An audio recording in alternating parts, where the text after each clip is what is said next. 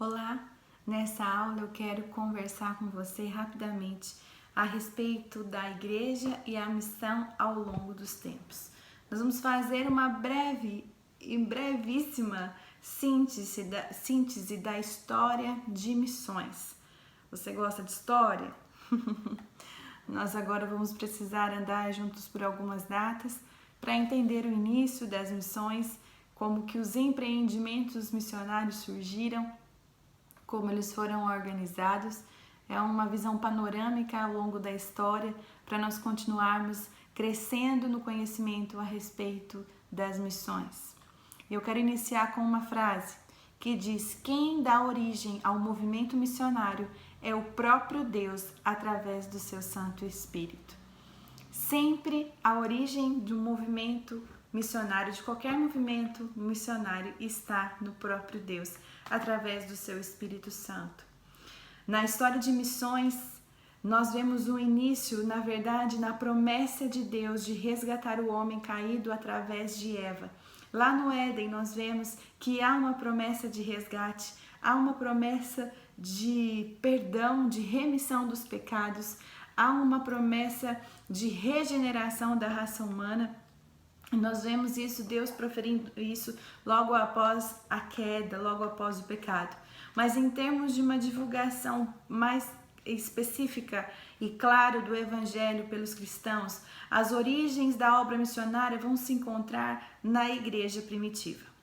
Costuma-se dizer que o movimento missionário nasceu na igreja de Antioquia, a partir da iniciativa do Espírito Santo, levando a igreja a enviar Barnabé e Paulo para a sua primeira viagem missionária. Está lá no livro de Atos, no capítulo 13, no versículos 1, 2 e 3.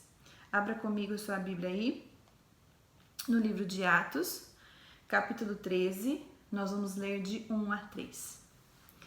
Havia na igreja de Antioquia profetas e mestres: Barnabé, Simeão, por sobrenome Níger, Lúcio de Cirene, Manaém, Colácio de Herodes, o tetrarca, e Saulo. E servindo eles ao Senhor e jejuando, disse o Espírito Santo: separai-me agora Barnabé e Saulo para a obra que os tenho chamado. Então, jejuando e orando, impondo sobre ele as mãos, os despediram. Olha que legal. Eles estavam jejuando no versículo 2, servindo ao Senhor e jejuando, e o Espírito Santo disse para eles: separem Barnabé e Paulo, né? E Saulo aqui, né? Ele está dizendo Saulo, para a obra que eu tenho chamado. É o Espírito Santo que dá início à missão. É o Espírito Santo que nos convida, que nos impulsiona a nos separar para determinada missão, para um determinado tempo. E nós vemos esse início aqui. E no versículo 3, então, jejuando e orando, porque oração e jejum nunca pode se apartar do povo de Deus, eles imporam as mãos sobre ele e os despediram, né? E os liberaram, né? Então, nós vemos aqui o primeiro relato de um envio mais sistematizado, né, mais organizado aqui por uma igreja que ouviu a voz do Espírito Santo e está então enviando 2 pessoas para uma obra determinada. A iniciativa,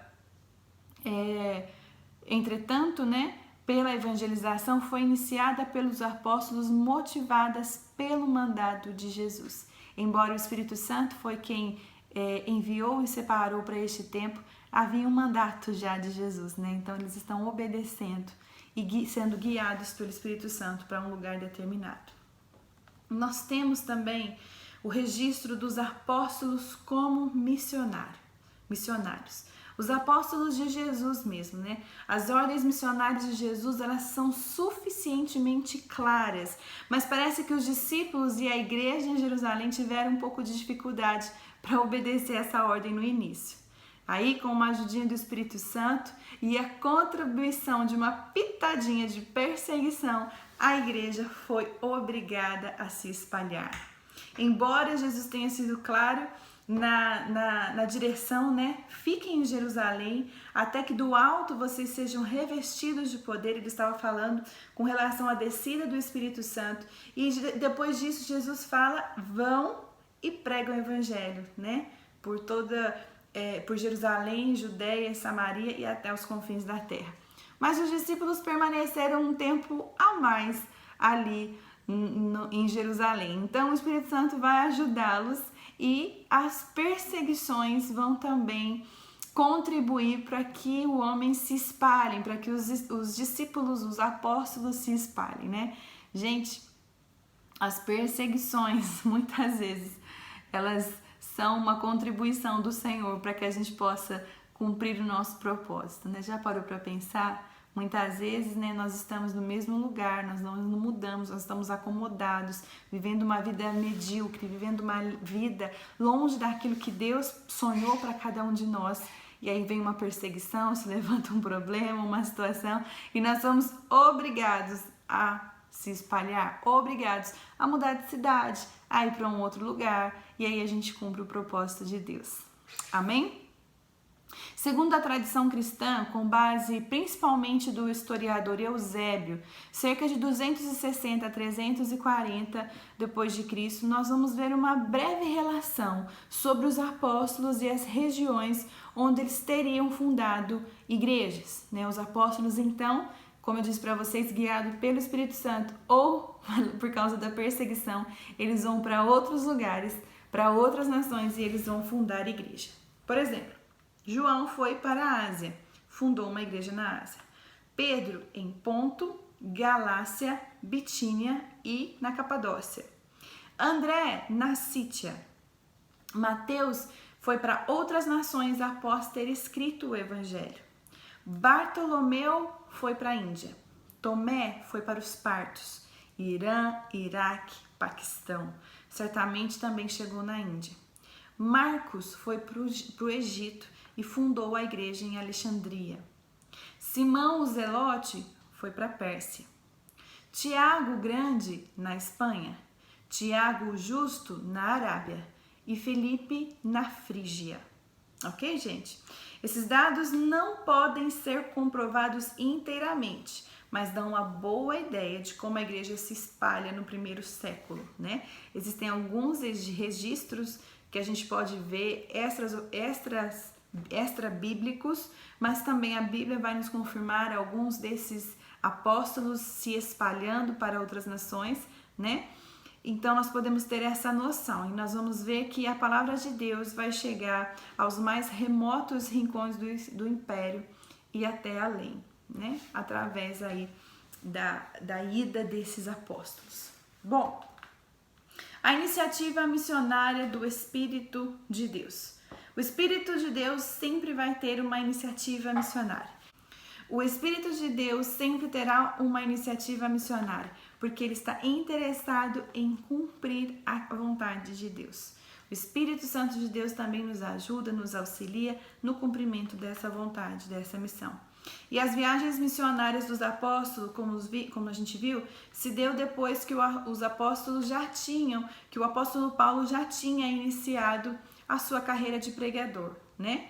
Porque os demais apóstolos, eles se mantiveram em Jerusalém um pouco mais de tempo. E depois que Paulo iniciou o seu trabalho como pregador, aí então a maioria dos apóstolos começam a sair, né, de Jerusalém, porque então a maioria deles estavam em Jerusalém.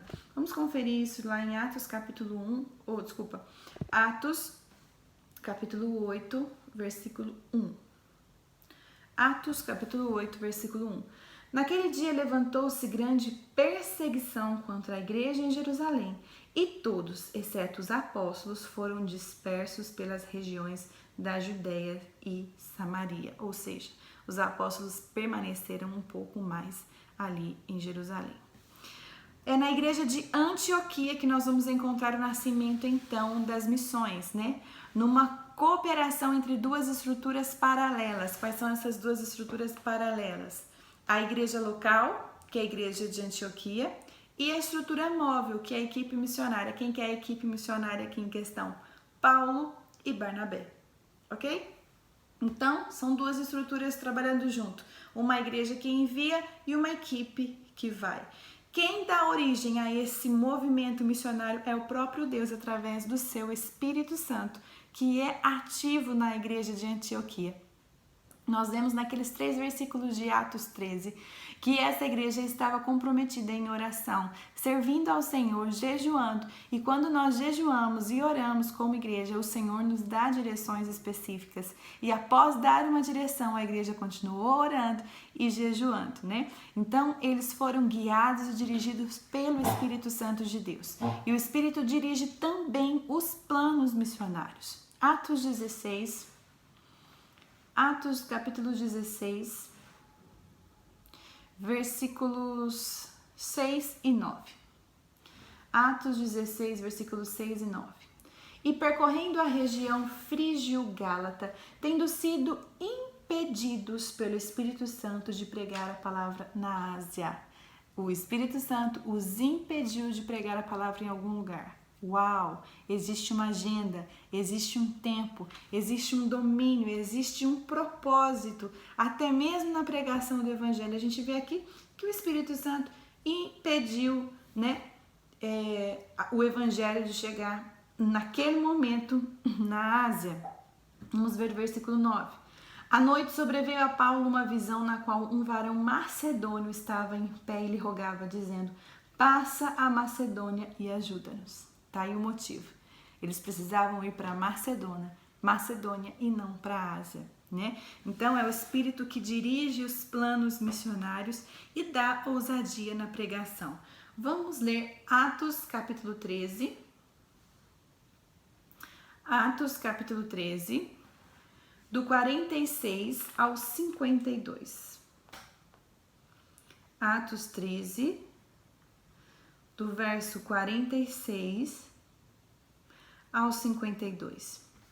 Então Paulo e Barnabé, falando ousadamente, disseram: cumpria que a vós outros o primeiro lugar fosse pregado em primeiro lugar.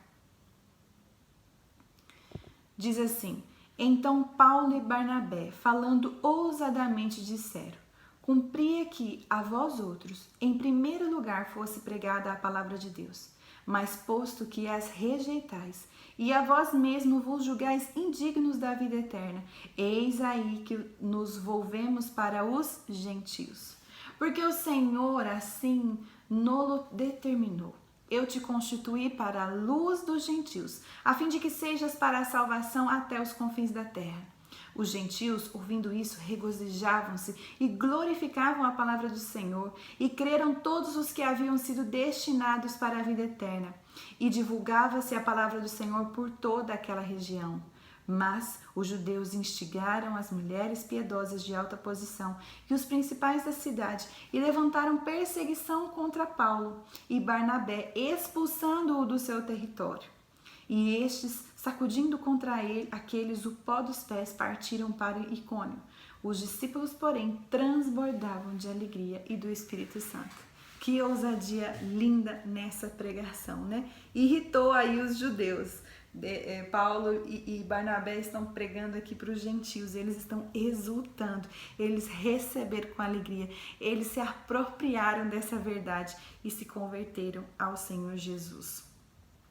Bom, nós podemos perceber que a igreja de Antioquia é uma igreja preparada, né? É um outro aspecto importante no início da história de missões, é que o berço do movimento missionário foi, né, numa igreja que estava preparada.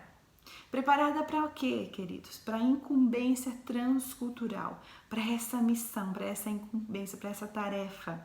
Algumas características da igreja de Antioquia nós podemos observar, porque se nós queremos ser também uma igreja preparada para o envio de missionários, para cumprir a grande missão de Deus, nós precisamos aprender com a igreja de Antioquia, que foi o berço das missões transculturais, né? Bom, vamos ver então algumas características. Essa igreja, ela surgiu por causa da perseguição aos crentes em Jerusalém.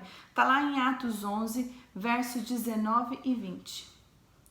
Atos 11,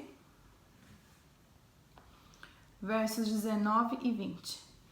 Então, os que foram dispersos por causa da tribulação que sobreveio a Estevão se espalharam até a Fenícia, Chipre e Antioquia, não anunciando a ninguém a palavra, senão somente aos judeus. Versículo 20. Alguns deles, porém, que eram de Chipre e de Cirene, que foram até Antioquia, falavam também aos gregos, anunciando-lhes o evangelho do Senhor Jesus. Através de uma perseguição, depois de uma perseguição, essas pessoas aqui, estão em Antioquia, estão falando aos gregos a respeito do evangelho. Então, é uma igreja que nasce aí nesse contexto de perseguição. Segunda característica dessa igreja preparada, a igreja de Antioquia, ela é composta por nacionalidades diferentes. Ela tem uma liderança pluricultural. Vamos ver Atos 13, versículo 1. Atos 13, 1. Havia na igreja de Antioquia profetas e mestres: Barnabé, Simão, por sobrenome Níger, Lúcio de Cirene, Manaém, Colácio de Herodes, o tetrarca, e Saulo. Ou seja, nós temos pessoas de nacionalidades diferentes, Então, uma igreja que tem uma liderança pluricultural. É uma igreja de gentios e também tem judeus, e eles estão todos ali representando essa visão de Deus para as nações, não somente para um povo, mas para vários povos, tá? É uma outra característica. Terceira característica dessa igreja, generosidade. Atos 11, do 27 ao 30. Atos capítulo 11, do 27 ao 30. A igreja de Antioquia é uma igreja generosa e generosidade tem que fazer parte de uma igreja missionária. Olha lá. Naqueles dias, desceram alguns profetas de Jerusalém para Antioquia. E apresentando-se um deles, chamado Ágabo, dava a entender pelo Espírito que estava para vir grande fome por todo o mundo, o qual sobreveio nos dias de Cláudio. Os discípulos, cada um conforme as suas posses, resolveram enviar socorro aos irmãos que moravam na Judéia, o que eles com efeito fizeram, enviando-o aos presbíteros por intermédio de Barnabé e de Saulo. Uma igreja generosa, preocupada em suprir a necessidade do outro, e ajudando também os demais profetas, os demais apóstolos, e não retendo aquilo que eles têm recebido do Senhor. Essa é uma característica de uma igreja missionária. Quarta característica da igreja de Antioquia é a oração. É uma igreja de oração. É uma igreja sensível à voz de Deus. Nós já vimos isso lá no capítulo 13, versículo 2. E servindo eles ao Senhor e jejuando, disse o Espírito Santo, E eles ouviram. É uma igreja de oração. É uma igreja que ora. É uma igreja que jejua. É uma igreja que serve ao Senhor, que está conectada, alinhada com Deus e com a sua vontade. Sensibilidade para ouvir a voz de Deus. Essa é uma característica muito importante na vida de uma igreja missionária e na vida de todo cristão que deseja cumprir essa missão e responder a esse chamado maravilhoso de Deus, E a última característica que eu tenho para compartilhar com vocês aqui é o envio dos melhores líderes, segundo a expressa vontade de Deus. Nós estamos falando de Barnabé e Saulo, que eram os melhores líderes dessa igreja e eles estão sendo enviados, O envio dos melhores líderes, quando Deus expressa essa vontade, faz parte da liberalidade e da sintonia que uma igreja tem com o Senhor, como foi o caso da igreja de Antioquia. Se essa igreja não estivesse tão intensa no seu relacionamento com Deus, com o Senhor, com Jesus, eles poderiam ter fechado o coração. Não, mas Paulo e Barnabé são tão queridos, são tão importantes para a nossa comunidade local, eles são tão expressivos na nossa igreja. Não, eles não, vamos levar outro, Mas justamente quando nós estamos tão ativos, quando somos tão relevantes em nossa igreja, o Senhor pode nos pegar e nos levar para um lugar onde também precisamos começar algo novo. E Deus faz isso ao longo da história, tá? Então, tá aí as características dessa igreja de Antioquia, o berço do empreendimento missionário propriamente dito, o local onde, primeiramente, nós vemos o envio de 2 pessoas, ok? Bom, vamos ver a situação então no fim do primeiro século, né?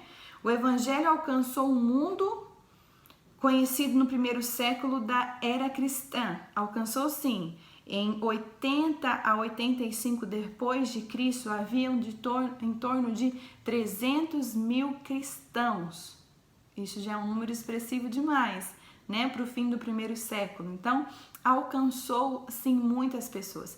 As perseguições por parte dos imperadores romanos, né, que a gente sabe, eles tentaram reprimir o movimento cristão, fez com que a igreja avançasse em suas missões. Ela continuou avançando, mesmo estando debaixo da perseguição do Império Romano, né? E no ano de 300 já contávamos com 8 milhões de adeptos à fé cristã, né? A perseguição da igreja, se a gente vê ao longo da história, sempre levou a igreja para um destino em Deus, para a execução de um propósito em Deus, né? Nesse caso aqui, a evangelização das nações, tá? Então, no fim do primeiro século, a igreja já estava em um progresso muito grande, está crescendo, são milhões de pessoas que estão se achegando, milhares de pessoas. O evangelho está alcançando diversos pontos no Império Romano, e no período de 100 a 500 depois de Cristo, essa expansão continua, pelo menos durante o tempo em que a igreja é uma igreja livre, né? E não ainda tinha se comprometido com o poder terreno. Nós sabemos ao longo da história, se você já estudou a história da igreja, vai haver um momento na história onde a igreja vai se corromper com o poder desta terra, né?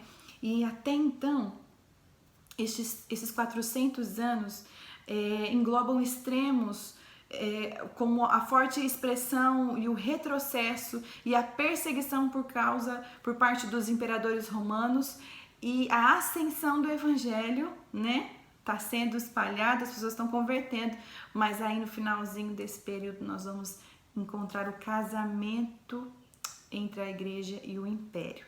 E é aí que as coisas começam a ficar mais difíceis, né?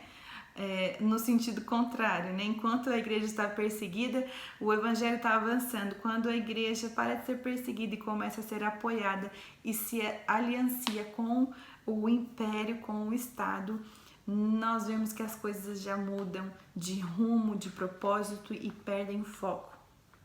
Mas isso você pode aprender mais na matéria História da Igreja, tá?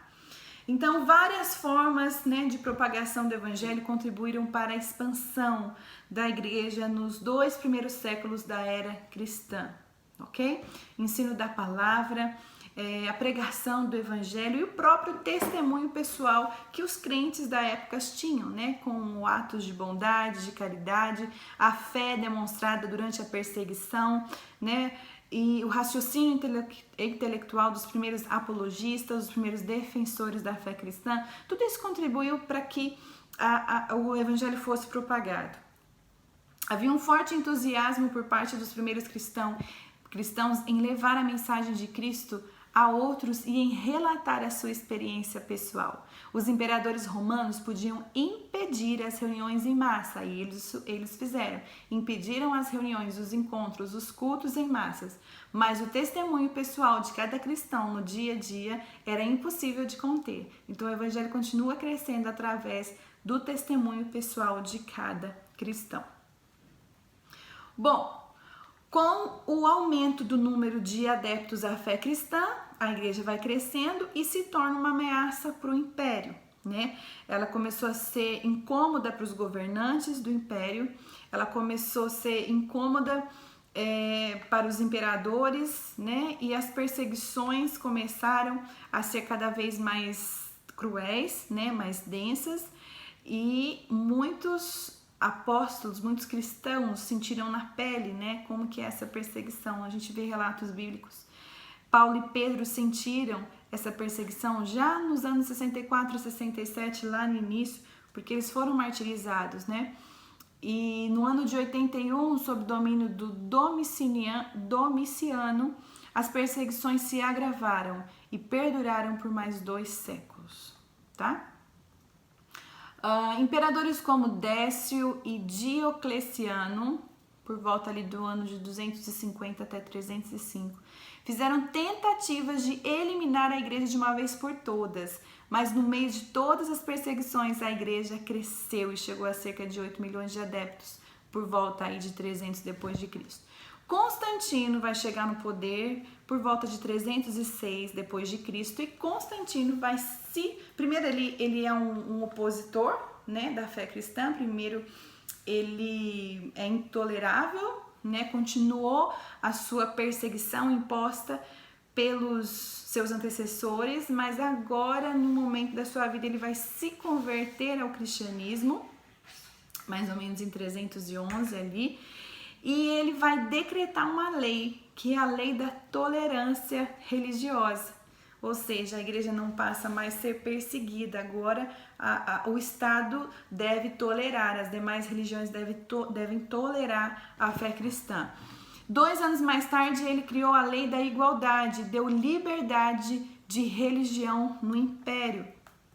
Essa é a ação de Constantino. Mas, na verdade, mais tarde, o imperador Teodósio o Grande, em 380, ele criou uma lei que elevou a Igreja de Cristo como a religião oficial do Estado e proibiu os demais cultos religiosos dentro do império. Os interesses se misturaram e o imperador e o bispo, principalmente o metropolita, dividiram o poder tanto na igreja como no Estado. E aí que a coisa ficou ruim, né?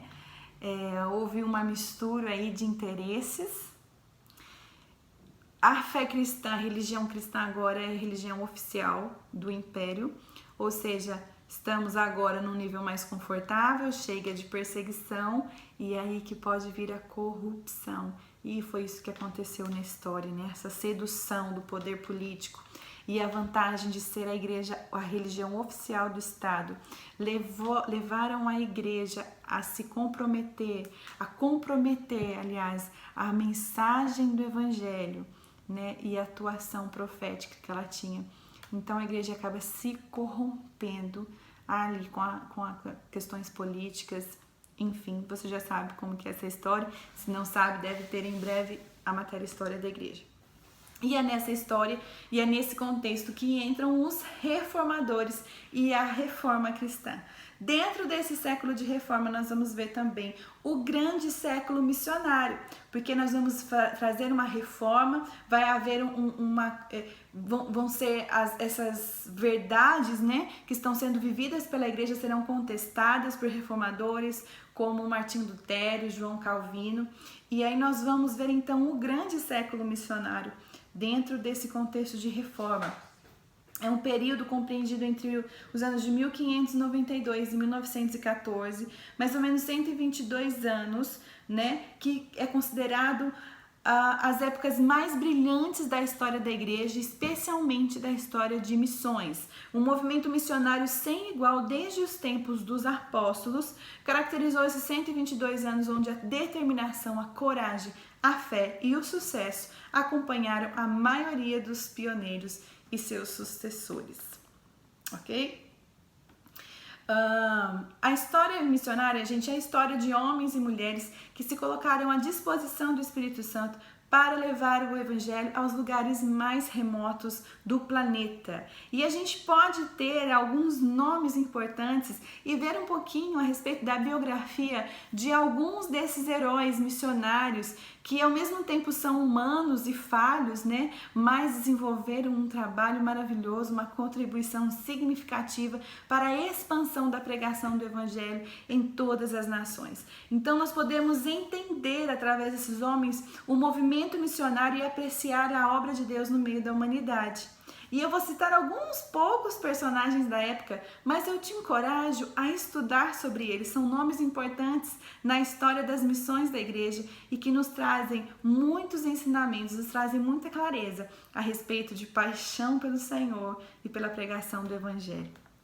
Um desses nomes é William Carey, né? Ele 1761, entre 1761 e 1834, né, dentro desses 122 anos brilhantes aí para o Evangelho, ele é considerado o pai das missões modernas. Ele era inglês, ele foi sapateiro entre os 16 e 28 anos de idade. Ele se converteu na sua adolescência a um grupo batista, ele pertencia ao grupo batista. Ele se dedicava aos estudos nas horas de folga e assumiu o primeiro pastorado em 1785. Publicou em 1792 um livro de 87 páginas com o título Uma Inquirição sobre a responsabilidade dos cristãos em usarem meios para a conversão dos pagãos. Carey demonstrava forte preocupação missionária e um profundo desejo de se envolver diretamente indo ao campo missionário. Numa pregação em Nottingham, ele proferiu as palavras: espere grandes coisas de Deus, tente grandes coisas para Deus. No mesmo ano de 1792, foi organizada a Sociedade Missionária Batista e no ano seguinte, Carey se baseava nos seguintes pontos: conversão individual, formação de uma igreja nacional autônoma, uso de leigos bem treinados nas escrituras, treinamento de pastores nacionais, tradução da Bíblia em literatura cristã e participação ativa na sociedade. Apesar de muitos sucessos, Carey também enfrentou enormes dificuldades, começando pelo seu próprio lar. O relacionamento com a sociedade missionária nem sempre foi harmonioso e os problemas econômicos se faziam sentir. Carey passou muitas dificuldades financeiras. Sua determinação, no entanto, fez superar as adversidades e Carey marcou uma era, deixando uma inspiração missionária para gerações posteriores e influências positivas no seu país de trabalho. Convido você a se aprofundar na vida de William Carey, porque ele é considerado o pai das missões modernas, ok? Um outro nome importante na história das missões, Hudson Taylor, que ele viveu entre 1832 e 1905. Ele é filho de um farmacêutico e que ainda na Inglaterra ele abdicou do conforto e em 1853 ele viajou para a China. Isso mesmo, gente, para a China, naquele momento, olha, 1853. Ele foi pioneiro nas missões de fé, organizou a missão para o interior da China. Taylor mudou dois conceitos até então não percebidos por seus antecessores, né? Os seus antecessores, eles se dedicavam a evangelizar a parte litorânea da China e Taylor vai trazer essa necessidade, o conceito dessa necessidade que os povos do interior do país tinham também de receber a palavra e não apenas um trabalho missionário no litoral, né? E a vida pela fé no ministério. Hudson Taylor destacou-se também pelo grande amor aos chineses. Ele era intenso em se identificar culturalmente com o povo. Olha que lindo. Ele se vestia como chineses, ele penteava e cortava seu cabelo como chineses e ele se igualava com os chineses o máximo possível, inclusive quanto às suas unhas. Ele cuidava das suas unhas como os chineses também cuidavam. E ele recebeu muitas críticas dos seus colegas missionários aí por conta disso, mas ele foi pioneiro aí nessa questão da identificação, né? Ele se igualou ali ao máximo com o povo chinês, porque ele realmente amava o povo chinês. Fica a dica para você estudar e ser edificado através da vida desse homem. Um outro herói aqui, né, desse processo de história da missão, nós vemos David Livingstone. Ele viveu entre 1813 e 1873. Ele é escocês e talvez o mais famoso dos missionários deste período. Ele estudou medicina e teologia. Olha só, ele era um homem muito culto. Ele finalizou os seus estudos em 1840 e foi enviado no mesmo ano para a África pela Sociedade Missionária Londrina. Foi um grande desbravador no interior africano e contribuiu tanto para a divulgação do evangelho como para a exploração do continente. David Livingstone é um homem muito famoso, muito culto e você deve conhecer a sua vida, né? Isso vai te edificar. Bom, eu poderia passar aqui nessa aula citando muitos outros missionários e missionárias, verdadeiros heróis da fé, né, nesse período. E eu convido você, dou uma dica de um livro que se chama Heróis da Fé, um livro bem antigo, que vai trazer a vida de alguns desses nomes, né, desses homens, dessas famílias que eu citei para você, e você com certeza será grandemente edificado. É importante frisar que, mesmo que a história escrita tenha concentrado-se nos homens, muitos deles só puderam realizar a obra que realizaram devido ao apoio de suas esposas. E existe um livro também que se chama Até os Confins da Terra, né, de Ruth Tucker. Ela destaca vários casais e várias mulheres que ajudaram a fazer destes anos o grande século missionário. Mais uma dica histórica para você continuar avançando no seu conhecimento sobre missões. Até os Confins da Terra, de Ruth Tucker. Então nós temos aqui na história verdadeiros heróis, homens e mulheres que foram radicais no cumprimento da missão de Deus e que graças a ele hoje nós também recebemos o anúncio dessa boa notícia de salvação. Nós também fomos alcançados pela obra redentora de Jesus, graças a homens e mulheres que decidiram gastar a sua vida cumprindo a missão de Deus. Que você possa fazer história, que você possa fazer parte dessa história, que esse evangelho não pare em você, mas que você também seja esse instrumento de Deus para levar o evangelho a todas as nações e a todos os povos. Te vejo no próximo vídeo.